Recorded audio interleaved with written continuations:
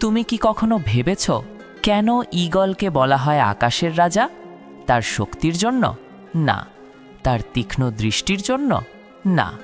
আসল কারণটা আরও গভীরে লুকানো। ঈগলের আছে এমন এক মানসিকতা যেটা খুব কম মানুষ ধারণ করতে পারে। আজকের গল্পটা ঈগলের, কিন্তু আসলে এটা তোমার গল্প, এটা আমার গল্প, এটা সেই সব মানুষের গল্প যারা সহজ পথ নয়, সঠিক পথ বেছে নেয়। আকাশ সীমাহীন, নির্ভীক, নির্মম, তবু মুক্তির প্রতীক। এই বিশাল নীলের বুক চিরে এক রাজকীয় ছায়ায় ভেসে ওঠে ঈগল। ঈগল একটি পাখি, কিন্তু তার গল্প কেবল উড়ার নয়, এটি সংগ্রামের গল্প, ত্যাগের গল্প, পুনর্জন্মের গল্প। আজ আমরা দেখব কিভাবে এক মা ঈগল তার ছানাকে শেখায় স্বাধীনতার মূল্য, ভয়ের মুখোমুখি হওয়ার সাহস। জীবন কখনো শান্ত, কখনো ঝোড়ো। আমরা মাটিতেই আটকে যাই, অথচ আমরা আকাশ ছুঁতে যাই। কিন্তু যদি তুমি জানতে কেমন করে ঈগল প্রতিদিন আকাশকে নিজের সীমা বানায়, সে ভয় পায় না, সে অপেক্ষা করে না, সে উড়ে যায়। আর ঈগলের সেই মানসিকতা একজন মানুষকেও বদলে দিতে পারে। ঈগলের জীবনের শুরুটা হয় কঠোর প্রশিক্ষণের মাধ্যমে। তাকে উড়তে শেখার আগে পড়তে শিখতে হয়।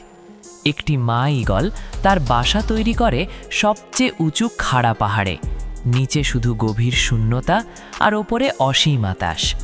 ঈগলের ছানাটি যখন একটু বড় হয়, মা ঈগল তাকে ডানা মেলে বসতে বলে না, সে তাকে তুলে নিয়ে যায় আকাশের বহু ওপরে। তারপর হঠাৎ করে শূন্যে ছেড়ে দেয়।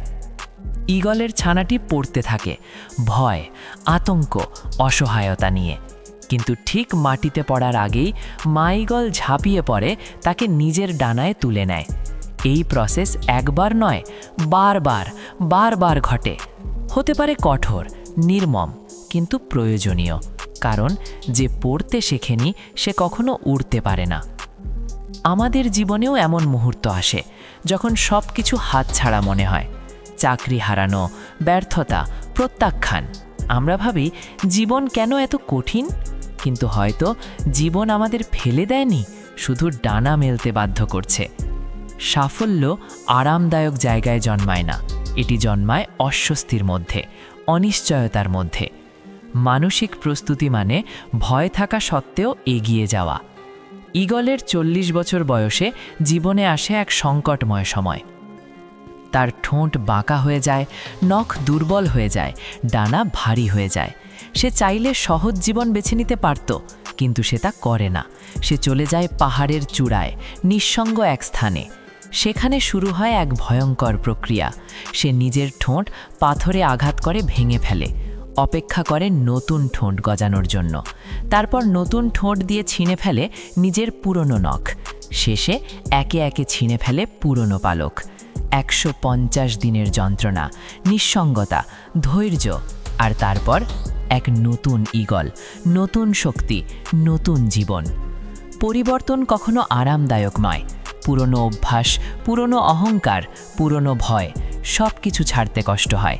কিন্তু যা আমাদের দুর্বল করে তা ধরে রাখলে আমরা হয়তো বেঁচে থাকি, বাট সেটাকে বেঁচে থাকা বলে না, তা হলো শুধু টিকে থাকা।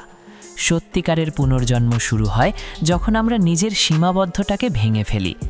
একটি জীবন আছে যেখানে সব সহজ, কোনো ঝুঁকি নেই, কোনো সংগ্রাম নেই। আরেকটা জীবন আছে যেখানে প্রতিটি মুহূর্তে লড়াই করে টিকে থাকতে হয়। ঈগল সহজ পথ বেছে নেয় না, সে ঝড়ের বিপরীতে উড়ে। কারণ রাজকীয় মর্যাদা জন্মগত নয়, এটি অর্জন করতে হয়। যে ব্যক্তি কষ্ট এড়িয়ে চলে সে নিরাপদ থাকতে পারে, কিন্তু সবার সেরা হতে পারে না। প্রকৃত সাফল্য আসে অদম্য পরিশ্রম থেকে, অটল মানসিকতা থেকে, নিজেকে প্রতিদিন নতুন করে গড়ে তোলার সাহস থেকে। হয়তো আজ তুমি পড়ে যাচ্ছ, হয়তো সব কিছু ভেঙে পড়ছে মনে হচ্ছে, কিন্তু মনে রেখো তুমি শেষ হয়ে যাওনি, তুমি প্রস্তুত হচ্ছ। তোমার ভেতরে এক শক্তি আছে যা ব্যথাকে শক্তিতে রূপ দিতে পারে, যা ভয়কে সাহসে বদলে দিতে পারে। একদিন তুমিও দাঁড়াবে নিজের জীবনের সর্বোচ্চ শিখরে। পেছনে তাকিয়ে দেখবে যে কষ্টগুলোকে তুমি অভিশাপ ভাবছিলে সেগুলোই ছিল তোমার ডানা। উড়তে চাইলে আকাশের অনুমতি লাগে না, লাগে শুধু সাহস। এসো, ডানা মেলে উড়ে বেড়াই, চলো কিছু করে দেখাই।